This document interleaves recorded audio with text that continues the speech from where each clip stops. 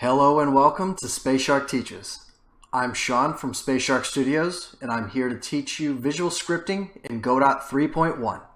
Let's get started. In this lesson, we're going to use what we learned last lesson about variables, actions, and conditions in order to make a player you control move across the screen. So to start with, we actually need to make the player. Unlike before, we're not going to use a rigid body or a static body. We are going to be using a kinematic body. So, if you look at all the body 2Ds you have available, there is static body, which we use as a platform.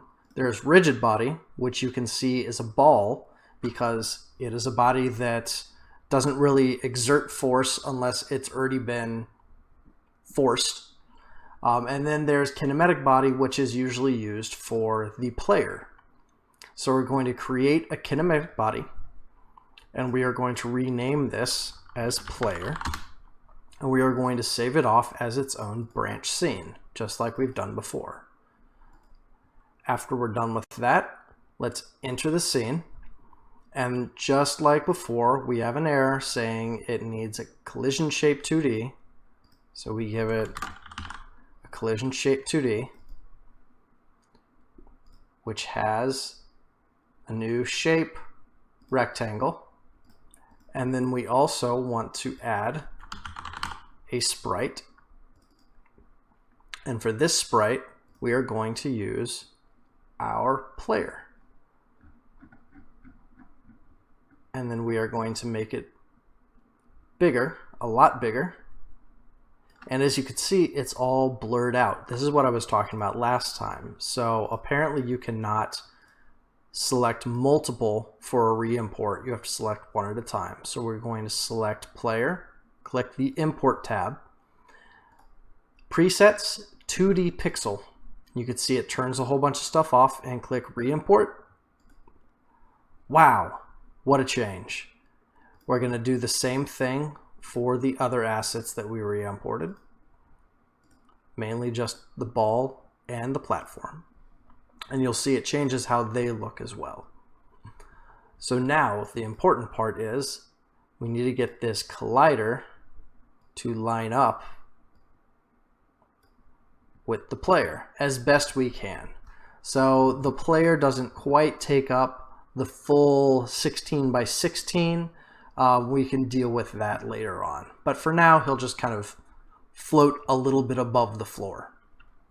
But that's acceptable. So now that we have a player, we can go ahead and move his bald little head up over to here. And let's move these balls closer to the middle. So you can see that now that they're in the middle, well, they're almost the same size as the player. So let's go ahead and shrink them down a bit. So we can go ahead and shrink these, shrink that. When we save it, we can see that now they're about the size of a basketball. Awesome. And I'll show you in a second why it's important that our little player be floating above the ground here. By show you in a second, I mean right now, because we are going to be making a new player and we are going to be adding gravity. That is the first thing we are adding to our player. Is going to be, remember, add a new function, click the little box so that we can get a physics process. And then we are going to drag our player in, hit cancel like before. And now when we select it, we actually want to say call method is going to be equal to self. And then under function, we are going to create move and collide. So move and collide. And then we are going to create a new variable called gravity. So like I've said before, gravity, or the directions in Godot are right is positive and down is positive.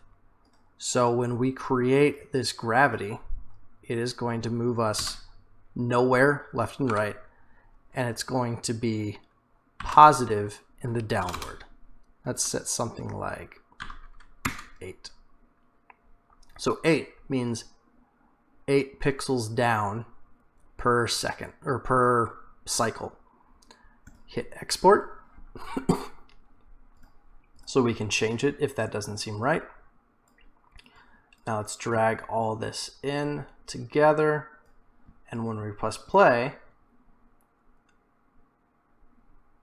it's already fallen. So let's go ahead and move him higher up here.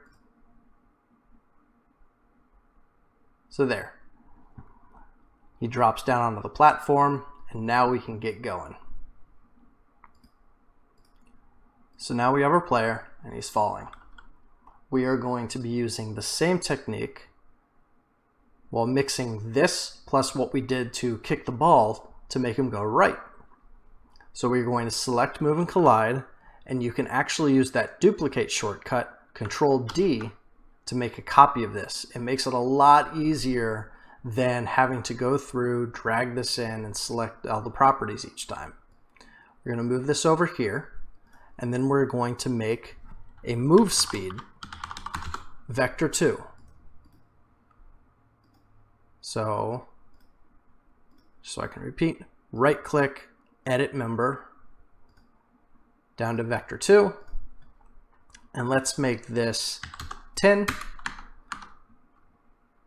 and then export on so we can change that as well. And we're done, right? Well, not if we want this to actually use an action. So we don't want the player to move unless we have, if you click action over in the inspector, pressed right. So drag that condition out so you can select it. And now if the right button is pressed, so we are currently holding it down, we want the player to move and collide to the right. So move and collide means that if it hits a static body, it will stop, or a rigid body which it does not have enough force to push. In this case, it means that it will move and then take the little basketball with it. So we can see that some of these values we can tweak. Let's say that the base gravity is probably 5, so it's a little more floaty, and this probably needs to be closer to 6 so that the player is not flying all over the place.